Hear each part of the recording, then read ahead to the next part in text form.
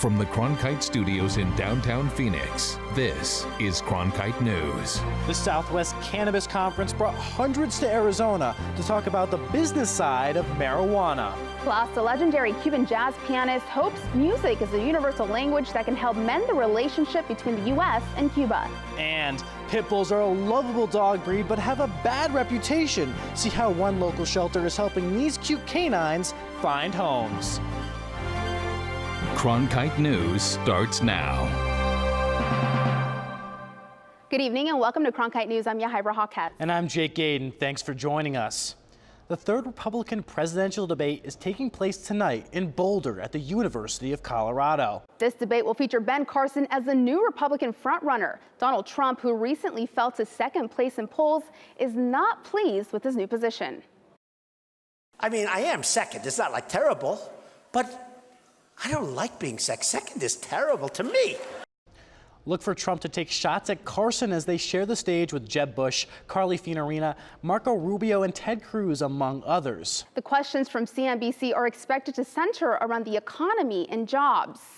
Congressman Paul Ryan has been formally nominated by Republicans to be the next House Speaker.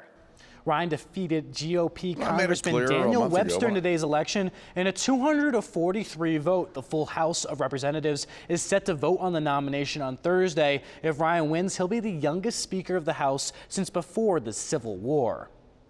It's been over a month since Republican Speaker of the House John Boehner announced he would be stepping down from his position, but Boehner is not leaving without tying up a few loose ends.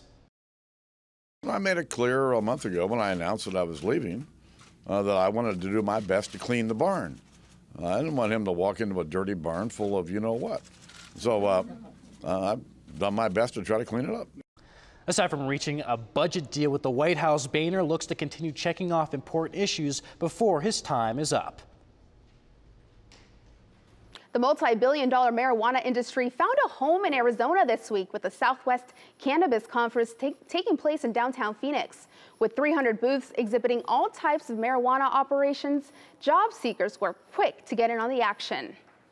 Walk into the Southwest Cannabis Conference and the first thing you see is a Volkswagen blowing out smoke. But the people are here for business, like Liberty Wester, a culinary student hoping to find a job. I've been picking up a lot of business cards from different dispensaries in the area that make a lot of chocolates and stuff like that because I'd like to be a chocolatier. She's looking for jobs specifically in Arizona, knowing that job prospects are slimmer here because our state doesn't allow recreational use. It's a little more difficult to think about even trying to be a cannabis chef because it's specific product and like that product isn't legal. But the pot industry continues to grow, even in medical marijuana states like Arizona. Whether it goes adult use or even if it stays medical cannabis, people are still opening up more businesses to service collectives, to service dispensaries. But the marijuana job market doesn't limit itself to growers and dispensaries who work directly with the product. Hector Santa Cruz with THC Jobs, a cannabis staffing company, says jobs supplementing the industry make up a larger part of the job market. 70% of the jobs that we have in this industry are all these ancillary businesses, whether it's marketing companies, branding companies, packaging companies. But the competitive market isn't stopping Liberty. I've always wanted to be a chef, and it just seems like the right idea to try to help people while doing what I love too. If she doesn't get the sweet job offer she's looking for, the aspiring chocolatier says she's moving to Colorado. The Southwest Cannabis Conference wraps up this evening after a job fair on Monday and a series of lectures catered to anyone doing anything in the cannabis industry. In light of the marijuana convention, County Attorney Bill Montgomery stresses that smoking marijuana without a medical marijuana license is a federal crime. You know, why is it any different for marijuana in this regard than if we had cartel members in town for their annual cartel convention? Talking about how to smuggle their product or transport it and how to refine heroin or how to make a better cocaine product. They're all Schedule I drugs at the federal level. Montgomery says undercover officers from federal or local agencies could be at the marijuana convention, observing and gathering information that could result in charges. Education budgets are tight in Arizona, leaving some programs underfunded. Cronkite News reporter Kendall Bartley found a local elementary school district that isn't letting these budget cuts get in the way of music education. Tempe Elementary School District's PTA raised $3,000 to keep music programs going. A grant from the city of Tempe matched that. With $6,000, the district selected Rover Elementary to receive the equipment necessary for band, orchestra, and choir for all of their third graders. You get to have fun on music and it makes fun sounds. With fundraising, help from parents, and a grant from the city of Tempe, the Tempe School District was able to incorporate music education starting with their third graders. Rover Elementary Band Director Tyler Hudda believes music is as important as other basic curriculum. To give them that emotional feedback that music gives them, it's not that evident in the other subject areas. These third graders are getting hands-on experience with different instruments twice a week. I think overall, bringing band and orchestra to third grade is an excellent decision, and I'm very glad that we were able to fund it.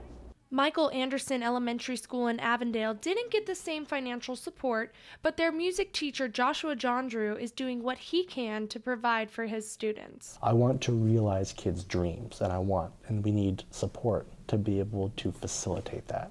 He also feels that the problem might not only be with funding. No one questions that math is important. No one questions that science is important, but you have to debate all the time, and you have to change minds as well as hearts when it comes to music for whatever reason. The State Department of Education is working on implementing new art standards for all public schools and plan to have them in place in the 2016-2017 school year. I'm Kendall Bartley, Cronkite News. The Scottsdale Performing Arts Center celebrated its 40th anniversary with a lot of Cuban flavor. Reporter Carla Leon went to the event to learn more. The legendary Cuban jazz performer Chucho Valdés gave a unique performance that was even more special in the wake of new U.S.-Cuba relations. It was a full house at the Scottsdale Center for the Performing Arts, where Chucho Valdés and his band took the stage. Chucho, he performed with this amazing band. Each one of them was probably in their 20s and some of the greatest jazz musicians on the planet. A well-rounded musician, Chucho Valdés started playing at the age of 3, but it was more than just. He learned from both his father, a renowned pianist, and his mother, a singer. I'm able to express my feelings, my thoughts, with even more ease when I play the piano than through words. Earlier this month, the 8-time Grammy winner played the piano in a historic concert back in his native Cuba. It's a huge step in the relationship and exchange of music and culture.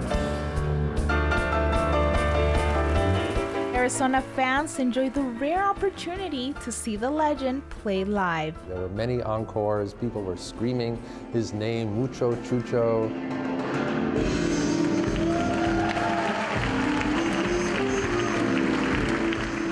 Even with a broken relationship between the U.S. and Cuba for the past decades, the music shared between these two countries not only survived, but thrived. Music is the universal language. And in this universal language, Valdés is an ambassador. The center plans to bring in more Latin artists, including an orchestra from Paraguay that uses instruments made from recycled trash. In the broadcast center, Carla Leon, Cronkite News. New research reveals how one massive mammal could help humans prevent a deadly disease. Coming up on Cronkite News, see how elephants could unlock the secret to cancer prevention. And water levels in a northern Arizona lake are affecting a water source in Flagstaff. Hi, I'm Paula Kirker, president of PBS, and I'd like to personally thank you if you've made a contribution to 8 Arizona PBS. You know, when you fund your favorite shows on this station, you're ensuring great television continues to be available for yourself, your family, and everyone in your community. One of the easiest ways to do that is by making a monthly contribution on an ongoing basis, what we call sustaining membership. When you call, tell us how much you'd like to donate each month. Our current sustainers tell us that $10, $15, or $20 a month is best for them, but you decide what works for you. After you've made that call, we will deduct that amount each month from your credit card or your bank account, and we will continue until you tell us otherwise. Your membership will always remain current, and renewal notices will become a thing of the past. Best of all, your ongoing support means that the best television on television will continue to come your way every single day of the year. So please, consider a sustaining contribution today. Thank you for your support of this PBS station. Tap into the art scene from coast to coast. Join the Art Beat Nation, a weekly series where you'll experience a rich cultural tapestry of art stories from across America. Meet artists, writers, composers, and performers setting the pulse of the arts in America now. Join us for a brand new episode of Art Beat Nation, Sunday at 5 on 8HD.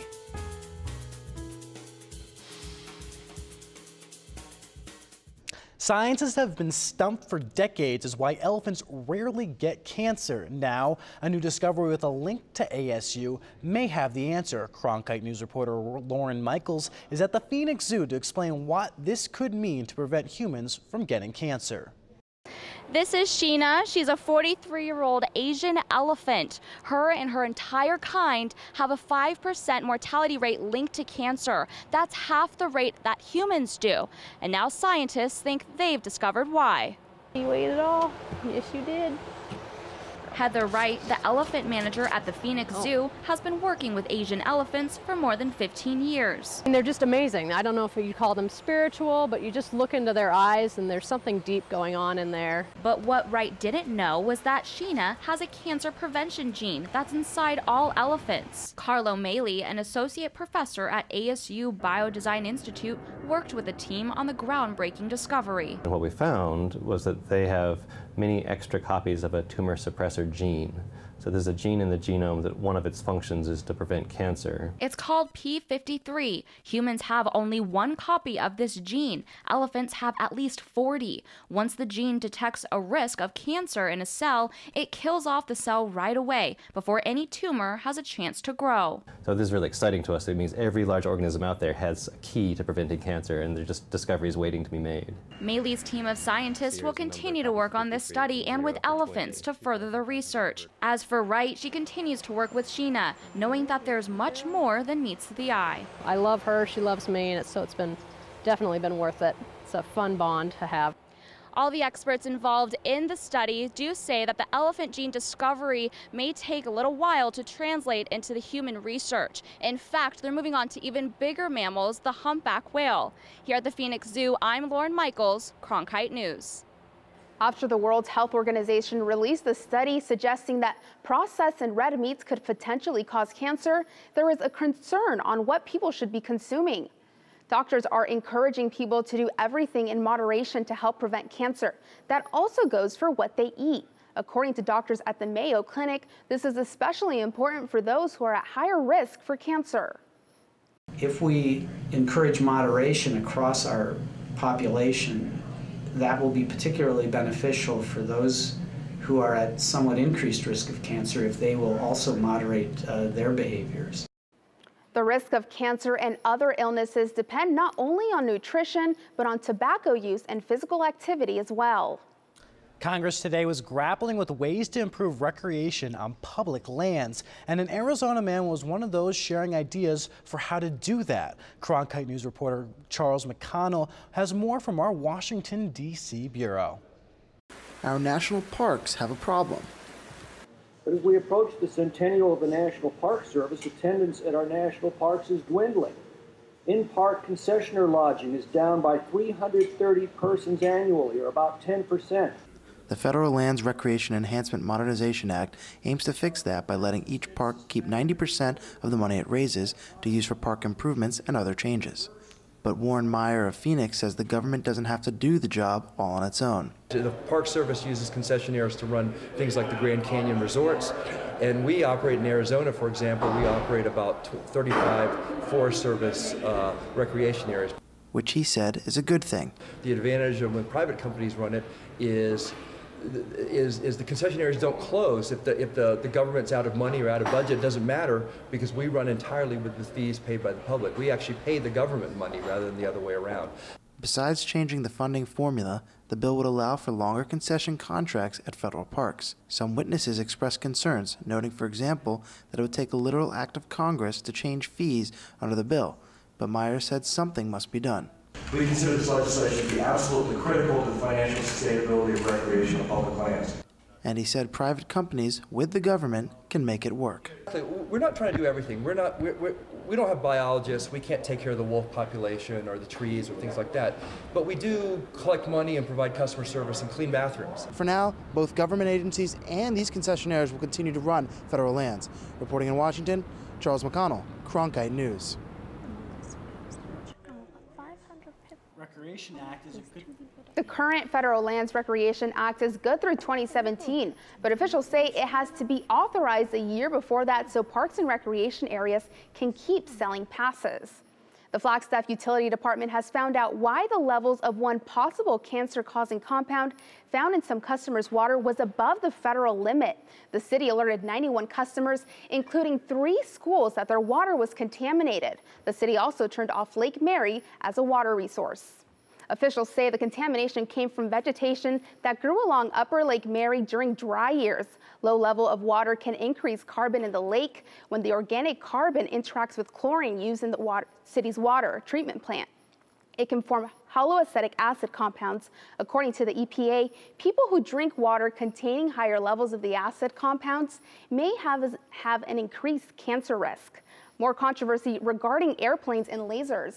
More coming up now on Cronkite News. An American Airlines flight from Phoenix to San Diego was hit with a laser, adding to the growing problem facing the aviation community and the public. Tap into the art scene from coast to coast. Join the Art Beat Nation, a weekly series where you'll experience a rich cultural tapestry of art stories from across America. Meet artists, writers, composers, and performers setting the pulse of the arts in America now. Join us for a brand new episode of Art Beat Nation, Sunday at 5 on 8HD.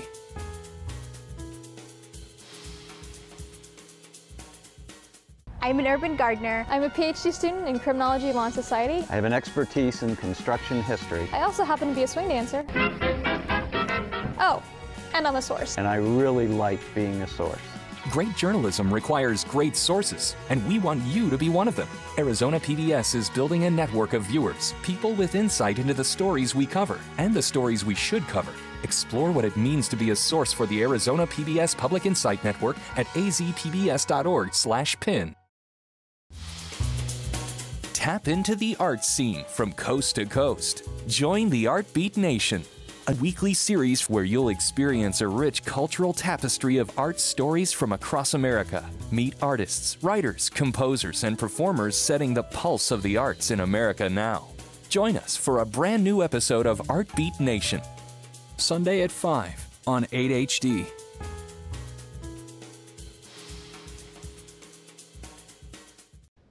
The pilots of American Airlines Flight 563 from Phoenix were temporarily blinded last night. A laser was flashed into their cockpit as pilots attempted to land near San Diego. Shining these lasers is becoming more common now, and Cronkite News reporter Mitch Casada was in Phoenix where he learned more about these dangers of the lasers.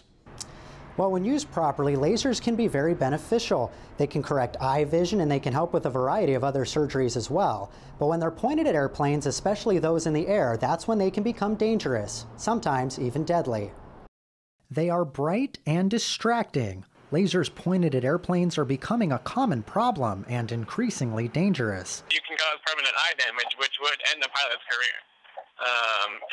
And when people are shining lasers on an airplane that's coming into land, you're endangering potentially several hundred lives all at once. That was the case Tuesday night when American Airlines Flight 563 from Phoenix was 5 minutes from landing in San Diego. Suddenly, laser lights lit up the cockpit. No one was injured, but passengers at Sky Harbor Airport are concerned. Flying, I think, can always be stressful, so to add anything that is out of the norm to that experience I feel like would be a bad experience. While there are accounts of people pointing the lasers as harmless pranks, the FBI doesn't think it's funny. It's a federal crime, punishable by 5 to 20 years in prison, and Cawley thinks that's justified. And if you're endangering several hundred lives at a time, then you should be going to prison for that. There's really no excuse to do that. People know that you shouldn't be doing something like that. So, 5 years, nobody's hurt. Okay, that's probably a good enough punishment. The FBI says nearly 4,000 laser strikes have been reported in the United States just this year. Reporting from downtown Phoenix, Mitch Casada, Cronkite News. The Pentagon announced that Northrop Grumman has been awarded the defense contract to build new long-range strike bombers. Northrop Grumman beat out Boeing and Lockheed Martin for the contract. The company released never-before-seen footage of B-2 stealth bombers in flight before securing the contract. The contract is for at least 80 long-range strike bombers, costing $550 million per plane. Building this bomber is a strategic investment in the next 50 years.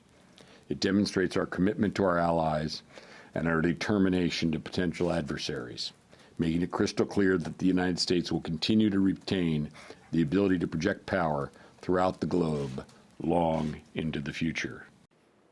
The bombers are expected to be ready by the mid-2020s. Northrop Grumman has been making B-2s since 1989.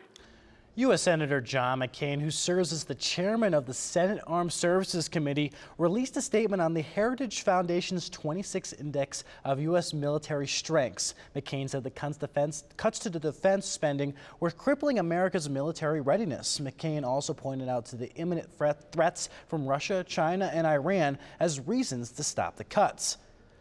McCain ended his release saying, "I believe it should be Congress's top priority to repeal defense sequestration once and for all. Failure to do so will only further weaken our military strength and put American lives at greater risk."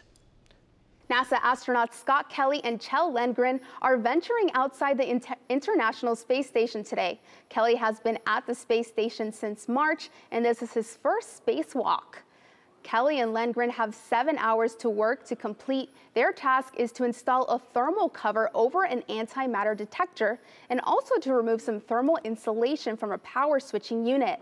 Kelly and Lindgren will remain at the space station until March 2016. Animal shelters here in the Valley are facing a growing problem: overcrowding. Coming up next on Cronkite News, Phoenix animal shelters have programs to encourage adoptions of pit bulls, a controversial breed, and reduce overcrowding. Are you a news junkie, history buff, science or nature lover? Then discover 8 World, an entire channel devoted to bringing the world home to Arizona. Watch 8 World on Cox 88 or over the air via antenna on 8.3. To find out how to tune into 8 World for your satellite or another cable provider, visit azpbs.org/world or call 602-496-2308. Discover your world. 8 World. See this flower garden? There used to be a car sitting there, a car I didn't use and didn't want. So I donated it to public television, and they took care of everything. In addition to supporting my favorite programs, I earned a tax deduction. Turn something you don't need into something you really want. Contact the Vehicle Donation Program. 8 is Arizona PBS, a service of Arizona State University. Pit bulls are not always the most popular pet, but as Cronkite News reporter Alicia Leonage shows, animal shelters are lending a helping paw to help these dogs find a home. Some statistics put pit bulls in a bad light due to high bite rates, but some insist they're just like any other dog in search of a home and wanting to be loved. They seem scary and get a bad rap, but those who know pit bulls well insist they are as loving and gentle as can be. Nicole Denton rescued her 2 pit bulls, Lincoln and Shelby, from a shelter in Tennessee. Although she wouldn't have chosen any other breed, she says they are often misunderstood and mistreated. People just chaining them up in yards and not really treating them as the family pet that they should be. But some pit bulls and pit bull mixes are not as lucky as Lincoln and Shelby, instead ending up in animal shelters for long periods of time. We continue to look until we find that special home. But yeah, it's definitely, if you look at our long timers, those 30 days or longer, I would say 75% are probably pit bulls. At Halo Animal Rescue, Erin Denmark and her team are trying innovative ways to help get pit bulls adopted. We have a sponsorable program for pit bulls and pit bull mixes over 6 months of age to help promote them. Any pit bull mix, just like Cinnamon Bear here, is adoptable through December with fees waived. Halo extended the program this year from 3 months to 6, and in the first 3 months alone, 237 pit bulls have been adopted, more than all of 2014. More families who can learn just how lovable pit bulls like Shelby and Link can be. Last year, the Adoptable program helped 227 pit bulls find a home in just 3 months. And this year, Halo Animal Rescue hopes to reach a goal of 500 pit bull or pit bull mixes to be adopted. In the Broadcast Center, Alicia Leonard, Cronkite News. Cronkite News is proud to be the news division of Arizona PBS. Here's what's next on Arizona Horizon and PBS NewsHour. Coming up after Cronkite News, it's Arizona Horizon. We'll take a closer look at an education funding plan being considered by state lawmakers, and we'll take you to an innovative arts center in Phoenix. That's next on Arizona Horizon. I'm Gwen Eiffel on the next NewsHour. As Congress and the White House get closer to a budget deal, we sit down with Treasury Secretary Jack Lew. Wednesday on the PBS NewsHour. That's it for Cronkite News tonight. Thanks for joining us. For top Arizona stories anytime, go to cronkitenews.azpbs.org.